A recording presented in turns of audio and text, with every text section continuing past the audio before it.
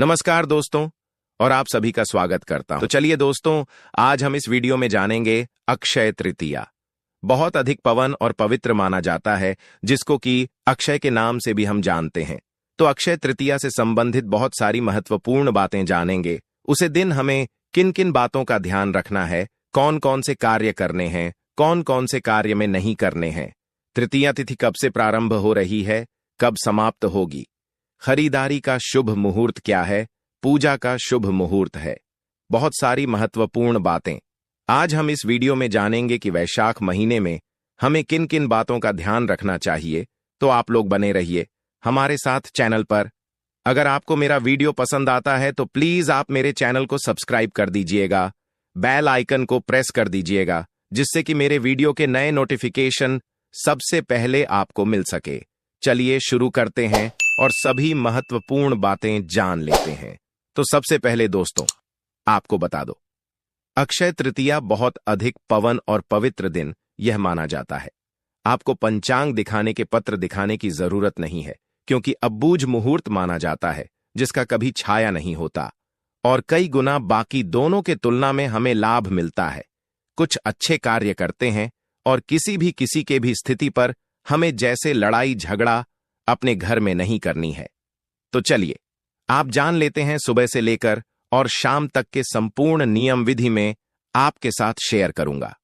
सबसे पहले तो एक चीज और बता दो, मीठी चीज दान कर सकते हैं और पूजा में पीपल वृक्ष की पूजा करनी चाहिए, क्योंकि वैशाख महीने में विष्णु भगवान का निवास स्थान पीपल वृक्ष को ही माना गया है। मंगलवार और रविवार को छोड़कर, क्योंकि उसे दिन आलक्ष्मी का मंदिर माना जाता है, निवास स्थान पीपल वृक्ष माना जाता है, तो 2 दिन छोड़कर बाकी दिन आप पीपल वृक्ष की पूजा कर सकते हैं, जल सीख सकते हैं। तो यही सबक है। स्नान ध्यान करके अपने जो भी दैनिक कार्य सभी हमें कर लेने हैं और उसके बाद से हम अपने घर में गंगा जल का छिड़काव करेंगे और विष्णु भगवान और माता लक्ष्मी की हम पूजा करेंगे। और अक्षय तृतीया कब पड़ा है, तो आपको बता दो, अक्षय तृतीया जो है 30 अप्रैल को पड़ा है, दिन है। तो आप लोग जरूर पूछने लगते हैं और आपके माता लक्ष्मी और विष्णु भगवान की विधि विधान से पूजा करनी है और उसी से हम माता लक्ष्मी का स्वरूप माना जाता है। पूजा पाठ करते हैं तो अगर आपके पास भगवान ने उसे लायक आपको बनाया है, सब कुछ दिया है, तो जरूर खरीदें। सोना चांदी, अभी तो सोने का जो भाव है बहुत ज्यादा महंगा है, क्योंकि अभी शादियों का डिसीजन है, वह चल रहा है। तो आप अपने हिसाब से देख लें।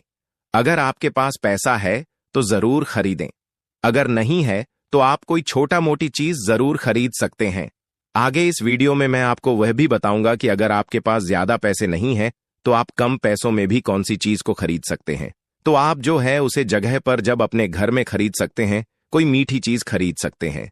मीठी चीज में आप चीनी चावल वगैरह खरीद सकते हैं। अगर आप चीनी के साथ थोड़े से साबूदाने भी खरीद लें तो और अच्छा होगा। और इस दिन श्री हरि विष्णु को साबूदाने की खिचड़ी बनाकर चढ़ाया जाए तो बहुत ज्यादा शुभ माना जाता है और भगवान भी बहुत ज्यादा प्रसन्न होते हैं, क्योंकि अक्षत रहती है वाले दिन साबूदाने की खिचड़ी का बहुत ही ज्यादा महत्व बताया गया है। कहा जाता है कि इस दिन अगर साबूदाने की खिचड़ी श्री हरि विष्णु जी को भोग में चढ़ाया जाए तो माता लक्ष्मी भी बहुत ज्यादा प्रसन्न होती हैं और आप पर मेहरबान हो जाएगी। तो आप इस दिन साबूदाने की खिचड़ी जरूर बनाएं। चंदन ये सब चीज खरीद सकते हैं और खरीद के माता लक्ष्मी की पूजा करते हैं। माता लक्ष्मी की पूजा करेंगे, खीर वगैरह भी आप अपने घर में बना सकते हैं। सत्यनारायण भगवान जी की पूजा हम अपने घर में करते हैं, कथा कहलाते हैं, कथा सुनते हैं, कथा पढ़ते हैं। जो चाहे आप लोग कर सकते हैं। मैं पूजा करके भी दिखाएं, चेकआउट कर सकते हैं, ठीक है। और विष्णु भगवान की भी सिंपल सदन विधि दिखाएं और विष्णु भगवान की सिंपल साधारण विधि से पूजा कर सकते हैं, वैसे भी कर सकते हैं। और ठंडी चीज मतलब चढ़ा सकते, अंगूर संतरा जो मिल जाता है चढ़ा सकते हैं। अक्षत रहती है वाले दिन, भगवान श्री हरि विष्णु को किसी फल का भोग अवश्य लगे। फलों में आप हीरा खरबूजा संतरा अंगूर वगैरह इनमें से कोई भी एक चीज ले सकते हैं। अगर आपके पास 2 से ज्यादा है तो आप उसका भी भोग लगा सकते हैं। दुकानदार लोग हैं, वही लोग अपने घर में अक्षय तृतीया के दिन अपने दुकानों में पूजा करते हैं, लोगों को मिठाई वगैरह पैकेट देते हैं और कथा कहलाते हैं अपनी दुकान में, और माता लक्ष्मी की पूजा करते हैं, गणेश जी की भी करते हैं, तो अक्षय तृतीया ग्रीन ऐसे सर्च करते हैं, लेकिन नहीं करने में। आपको कोई भी छोटी सी भी छोटी चीज उसे दिन आपको बिक्री नहीं करनी है। इस बात का ध्यान रखिएगा। हमें किसी से कर्ज लेनी है ना, हमें किसी को कर्ज देनी है, क्योंकि अक्षय तृतीया वाले दिन ना किसी से उधार लिया जाता है और ना ही किसी को उधार दिया जाता है। तो हो सके आप इस उधारी से इस दिन बचे। अक्षय तृतीया के दिन जरूर इस बात का ध्यान रखिएगा, क्योंकि अक्षय तृतीया का जो दिन है धनतेरस के जैसा ही है। इसमें लक्ष्मी जी की पूजा करते विष्णु भगवान के साथ का ध्यान रखिएगा कि कुछ इमरजेंसी हो जाए तभी किसी को हमें कर्ज देनी है, वर्णन किसी से हमें लेनी है और ना किसी को देनी है। जितना भगवान दिया है और किसी को देना भी है तो मान लीजिए ऐसी स्थिति बन जाती है तभी दीजिए, वरना उसे दिन हमें कर्ज देने भी नहीं चाहिए, क्योंकि यह बहुत अधिक पवन और पवित्र दिन माना गया। अक्षय तृतीया का दिन, ठीक है, गंगा घाट जा सकते हैं। आपके पास कोई नदी सरोवर है तो आप उसमें जाकर भी स्नान कर सकते हैं। अगर नहीं है तो आप अपने घर में ही स्नान कर सकते हैं। पूजा पाठ करने के लिए गंगा जल भी ला सकते हैं। तो यही सब कर हम अक्षय तृतीया के दिन करते हैं। सभी बातें अभी आपको समझ में आ रही होगी। भक्तों, अब यहां पर हम जानेंगे अक्षय तृतीया पर दान पुण्य का। अक्षय तृतीया एक महत्वपूर्ण हिंदू त्योहार है जो भगवान विष्णु के अवतार भगवान परशुराम के जन्मदिन के रूप में मनाया जाता है। इस दिन दान पुण्य का महत्व बहुत अधिक है, क्योंकि यह माना जाता है कि इस दिन किए गए दान पुण्य के फल अक्षय होते हैं। अक्षय तृतीया पर दान पुण्य के महत्व के कुछ कारण हैं। 1. अक्षय फल। अक्षय तृतीया पर किए गए दान पुण्य के फल अक्षय होते हैं, अर्थात वे कभी समाप्त नहीं होते हैं। अक्षय फल एक ऐसा दान पूर्ण होता है जो कभी समाप्त नहीं होता। जितना आप दान करेंगे उसका फल बढ़ेगा। 2. पुण्य की प्राप्ति। दान पुण्य करने से पुण्य की प्राप्ति होती है जो जीवन में सुख और समृद्धि लाता है। 3. देवताओं की कृपा। अक्षय तृतीया पर दान पुण्य करने से देवताओं की कृपा प्राप्त होती है जो जीवन में सुख और समृद्धि लाती है। 4. पितरों की शांति। अक्षय तृतीया पर दान पुण्य करने से पितरों की शांति प्राप्त होती है जो परिवार के लिए शुभ माना जाता है। अक्षय तृतीया पर दान पुण्य करने के कुछ तरीके हैं, लेते हैं। 1. अन्नदान। अन्नदान करना सबसे उत्तम माना जाता है क्योंकि इससे गरीबों और जरूरतमंदों को भोजन मिलता है। 2. वस्त्र दान। वस्त्र दान करना भी अच्छा माना जाता है क्योंकि इससे गरीबों और जरूरतमंदों को वस्त्र मिलते हैं। धन दान। धन दान करना भी एक अच्छा विकल्प है क्योंकि इससे गरीबों और जरूरतमंदों को आर्थिक सहायता मिलती है। 4. शिक्षा दान। शिक्षा दान करना भी महत्वपूर्ण है क्योंकि इससे गरीबों और जरूरतमंदों को शिक्षा प्राप्त करने का अवसर मिलता है।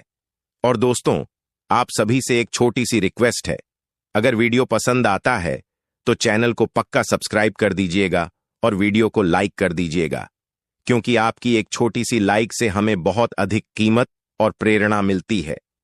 अगर आप हमारी वीडियो को लाइक करते हैं तो हमारा भी मन बना रहता है कि हम आगे आपके लिए और भी इससे अधिक इकट्ठी जानकारी आपको बता सके और ज्यादा से ज्यादा चैनल के माध्यम से हम आपको सभी तीज त्योहारों के बारे में जानकारी दे सके।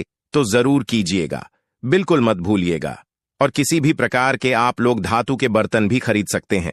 भक्तों, अगर आपके पास पीतल या धातु के बर्तन खरीदने के लिए पैसे नहीं है तो आप इस दिन एक मिट्टी का घड़ा भी खरीद कर ला सकते हैं। भाई भी पीतल और धातु के समान ही माना जाएगा, क्योंकि इस दिन मिट्टी के घड़े को खरीदना काफी ज्यादा शुभ माना जाता है। ऐसा कहा जाता है कि अक्षय तृतीया वाले दिन मिट्टी का जो घड़ा है, अगर आप उसको खरीद कर लाते हैं और उसको भरकर रख देते हैं, फिर उसके बाद उसमें थोड़ा सा गंगा जल मिलकर सभी में वितरित करते हैं और उसके बाद भगवान को भी उससे थोड़ा सबको चढ़ाते हैं, तो यह काफी ज्यादा शुभ माना जाता है। जैसे पीतल के, तांबा का, चांदी का, फूल के, यही सब बर्तन, ये सब अपने घर में एल्यूमिनियम के बर्तन खरीद कर हमें नहीं लानी चाहिए। और साथ में लोहा के, धातु के आप खरीद सकते हैं तो केवल इन्हीं धातु खरीदेगी। और पूजा का शुभ मुहूर्त और खरीदारी का शुभ मुहूर्त क्या है, तो दोस्तों आपको बता दो, 29 अप्रैल को शाम में 5:31 पर और तृतीया तिथि समाप्त हो रही है। 30 अप्रैल को दोपहर में 2:12 पर ऐसी स्थिति में उदय तिथि को ध्यान में रखते हुए 30 अप्रैल दिन बुधवार को हम अक्षय तृतीया का पर्व मनाएंगे और सोना खरीदने का शुभ मुहूर्त आपको बता दो। 30 अप्रैल को आप लोग सुबह से ही सुबह 5:45 से लेकर और दोपहर 2:12 पर 2 मिनट तक आप लोग सोना चांदी या किसी प्रकार के धातु की चीज खरीद सकते हैं। और पूजा का शुभ मुहूर्त आपको बता दूं, सुबह 5:40 से लेकर 9 बजे तक पूजा कर सकते हैं। जिनको थोड़ा देर से करनी है वह 10:40 से लेकर 12:18 तक पूजा भी कर सकते हैं। और इस शुभ मुहूर्त में आप लोग सोना चांदी के खरीदारी भी कर सकते हैं। संबंधित और बैसाख महीने से संबंधित आपको समझ में आ गई होगी। तो यह वीडियो मेरा यही तक का था। फिर मिलती हूं एक नए वीडियो में, तब तक के लिए नमस्कार। स्वस्थ रहिए, सुरक्षित रहिए और जहां कहीं भी रहिए। भक्तों, आपको हमारे द्वारा दी गई है जानकारी कैसी लगी कमेंट बॉक्स में जरूर बताएं। और अगर आपने अभी तक वीडियो को लाइक न किया हो तो एक बार वीडियो को लाइक जरूर करें और वीडियो को ज्यादा से ज्यादा शेयर करें, इससे और भी लोग इसका फायदा उठा सके। भक्तों, हम यहां पर आपको एकदम फ्री माध्यम से इतनी ज्ञानवर्धक जानकारी उपलब्ध कराते हैं, तो आपका भी फर्ज बनता है कि आप वीडियो को थोड़ा सा शेयर करें और अपने दोस्तों के साथ इसको एक बार जरूर शेयर करें। दोस्तों, अक्षय तृतीया वाले दिन माता को एक चीज जरूर खिलाएं। दोस्तों, गाय को राष्ट्रीय पशु बनाए जाने और इन्हें मौलिक अधिकार दिए जाने की बात हो रही है, तो सवाल उठता है, गाय संस्कृति का अहम हिस्सा है, तभी गाय के साथ लोग खराब व्यवहार कैसे कर लेते हैं? और जैसे ही दूध देना बंद कर देती है तो लोग इन्हें उनकी किस्मत पर छोड़ देते हैं, सड़कों पर और गलियों में भटकने के लिए। ऐसे में गोवंश जीवन को कोई डंडे मारता है तो कोई उन पर पानी डाल देता है। कई बार लग जाती है तो कभी बीमार होकर बेचारी गाय दम तोड़ देती है। ऐसे में जरूरत है इन बातों को जानने की। गाय को लेकर शास्त्रों में क्या कहा गया है, आपको कैसा व्यवहार करना चाहिए? क्या दोस्तों, गाय को कभी भी मारना पीटना नहीं चाहिए। शास्त्रों में गाय को माता का दर्जा दिया गया है। गाय को मारने वाला माता को मारने पीटने वाले के समान पाप का भाग्य समझा जाता है। नरक लोक में वर्षों तक कष्ट भोगना पड़ता है। अगले जन्म पशु योनि में मिलता है कि गौतम मुनि ने गलती से गाय को डंडा मार दिया था, जिस गाय की मृत्यु हो गई थी, और इस पाप से मुक्ति के लिए इन्हें वर्षों तक तपस्या करनी पड़ी। इसलिए यह अक्षय तृतीया भगवान श्री कृष्ण जी ने बैल स्वरूप में आए वृद्ध आश्रम का वध कर दिया था, जिससे मुक्ति के लिए भगवान श्री कृष्ण को संपूर्ण तीर्थ को एक कुंड में बुलाना पड़ा और इस कुंड में स्नान से वह पाप मुक्त हो गए थे। यह दोस्तों, साथ ही साथ पानी पी रही गाय को भागते हैं, वह घोर पापी के भंग बनाकर होते हैं। ऐसे लोग घर आपसे मुक्त होकर स्वर्ग पाए जाते हैं और बड़े ही धनवान कल में जन्म लेकर सुख भोगते हैं।